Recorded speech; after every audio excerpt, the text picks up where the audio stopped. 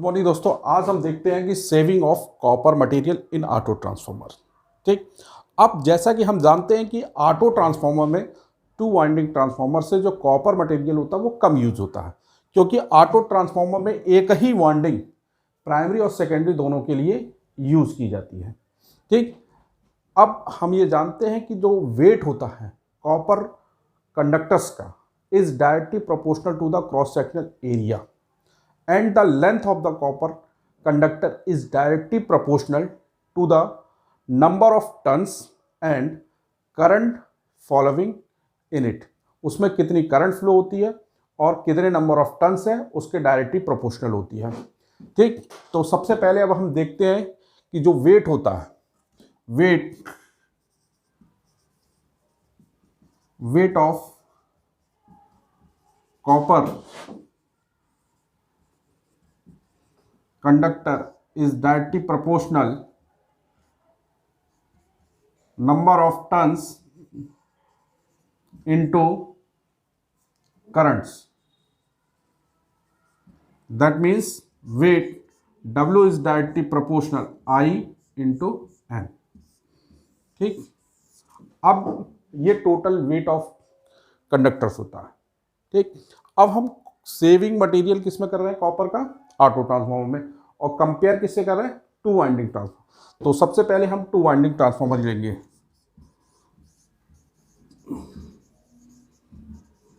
To winding transformer. ठीक, to winding transformer में दो वाइंडिंग होती है, एक प्राइमरी साइड और एक secondary side. So primary side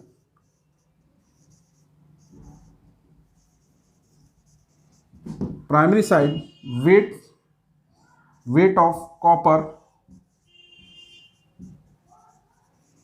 material is directly proportional I1 N1, क्योंकि प्राइमरी साइड जो नंबर ऑफ टर्न्स होते हैं वो N1 होते हैं और करंट कौन सी होती है, I1। सेकेंडरी साइड क्या होता है, secondary side weight of copper material is directly proportional I2 N2। अब सेकेंडरी साइड कितने होते हैं, I2 करंट फ्लो होती है और नंबर ऑफ टर्न्स कितने होते हैं, N2, तो दोनों के प्रोडक्ट के डायरेक्टली प्रोपोर्शनल होगा। So total weight of copper material is directly proportional sum of both primary side plus secondary side। that means I1 N1 plus I2 N2। ठीक, this is a total। ठीक,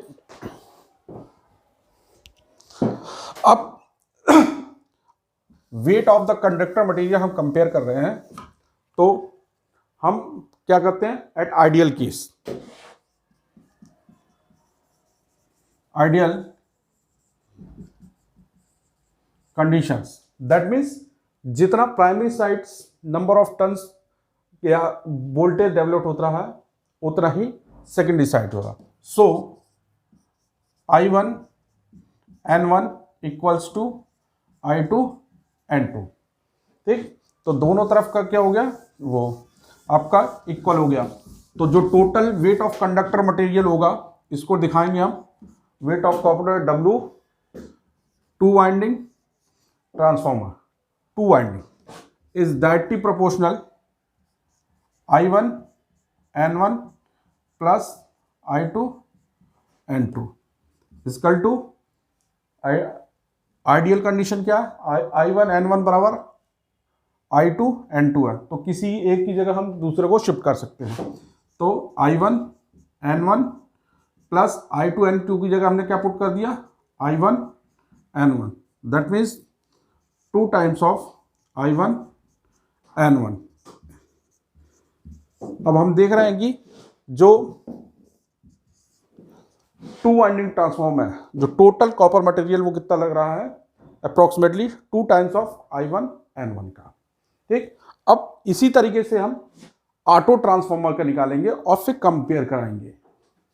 ठीक, eight auto transformer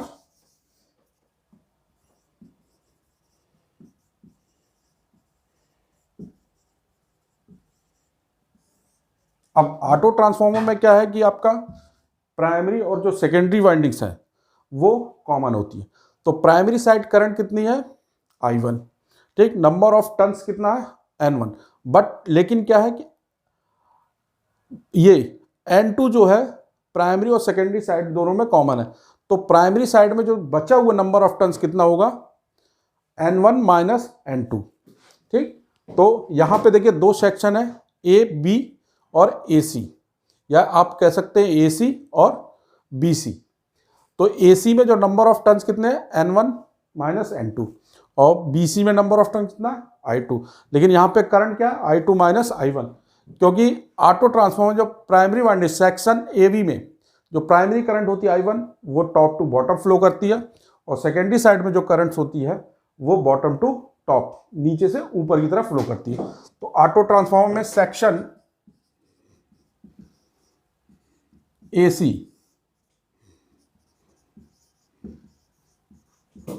wait of copper material is directly proportional, क्या हो जाएगा, I1 into number of turns कितने हैं, N1 minus N2।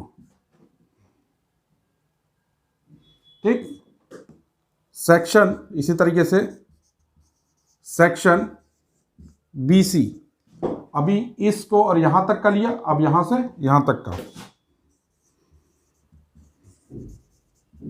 Weight of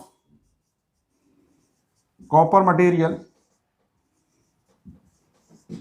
is directly proportional. अब यहां पे करंट कितनी है, I2 माइनस I1, और नंबर ऑफ टर्न्स कितना है, N2। ठीक, so total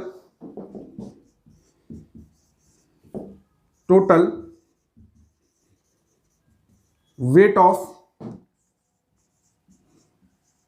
copper material is directly proportional section AC plus section BC. That means I1 N1 minus N2 plus I2 minus I1 into N2।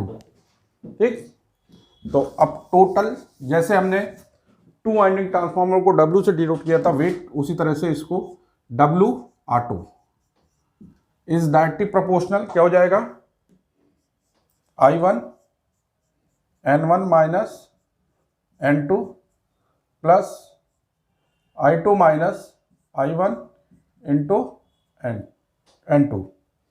तो W auto is directly proportional, क्या हो जाएगा, I1 N1 minus I1 N2 plus I2 N2 minus I1 N2। ठीक, जैसा कि हम पीछे मान चुके हैं कि आइडियल कंडीशन क्या होती है, number of turns in primary side and equal to the number of turns in secondary side, यानी प्राइमरी साइड में जितना वोल्टेज डेवलप होता है उतना ही सेकेंडरी साइड यानी आउटपुट में हमें मिल रहा है। So is directly proportional I1 N1 minus I1 N2। अब I2 N2 है, I1 N1 है, दोनों सेम है, तो हम इसकी जगह क्या रख सकते हैं, I1 N1, तो plus I1 N1 minus I1 N2 is directly proportional, क्या हो जाएगा, 2 times of I1 N1 plus I1 N1, 2 times of I1 N1 minus I1 N2। तो this is equation number second. तो ऑटो ट्रांसफॉर्मर में जो wait कितना निकला, 2 times of I1 N1 sorry minus I1 N2। ठीक, अब हम कंपेयर कराएंगे इक्वेशन नंबर 1 और 2 को। सो उससे हमें क्या मिलेगा कि टोटल एग्जैक्ट वैल्यू मिलेगी कि 2 वाइंडिंग ट्रांसफार्मर से ऑटो ट्रांसफार्मर में कितना हमें कॉपर मटेरियल कम लगता है। From equation second and 1, weight of auto upon weight of 2 winding is equal to 2 times of I1 N1 minus I1 N2 upon 2 times of I1 N1। ठीक, तो ये मिला। तो 2 से 2 कैंसिल हो जाएगा, तो weight of auto upon weight of 2 winding is equal to I1 N1 minus I1 N2 upon I1 N1। इसको खोल दीजिए, I1 N1 upon I1 N1 minus I1 N2 upon I1 N1। ठीक, तो ये हो गया आपका weight of auto upon weight of 2 winding. This is 1 minus I से I cancel, N2 upon N1। तो N2 upon N1 is known as a transformation ratio K। तो weight of auto upon weight of 2 winding is equal to 1 minus K। ठीक, तो weight of copper, और इसको लिख सकते हैं weight of copper material in auto transformer is equal to the 1 minus K into weight of 2 winding transformer. That means कहने का मतलब यह है कि 2 वाइंडिंग ट्रांसफॉर्मर में जितना कॉपर मटेरियल यूज होता है उसके ट्रांसफॉर्मेशन रेशियो की वैल्यू प्रोडक्ट से माइनस करने पे जितना कॉपर मटेरियल बनता है उतना ही 2 winding transformer. That means WAT is equal to weight of copper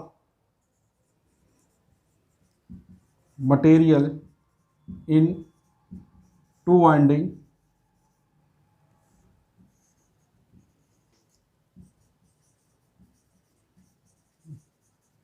transformer minus K times of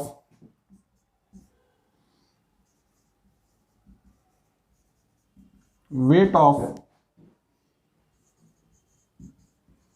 copper material in 2 winding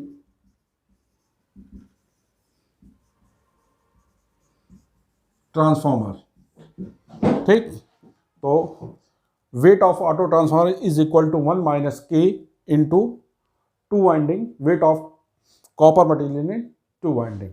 तो इतना सेविंग मटेरियल हमें कॉपर वाइंडिंग्स में, कॉपर जो होता है ऑटो ट्रांसफॉर्मर में कम लगता है, जिसके कारण उसका वेट भी 2 वाइंडिंग ट्रांसफॉर्मर से क्या होता है, कम हो जाता है। ठीक, जब वेट कम हो गया तो आपका ये और भी चीज़ें इसमें क्या होगी, लाई करने लगती है। जब वेट कम हो गया तो कॉपर मटेरियल कम है तो कॉपर लॉस भी कम हो जाता है, कॉपर लॉस कम होने से उसकी इफिशिएंसी भी इंक्रीज कर जाती है। ठीक, थैंक यू।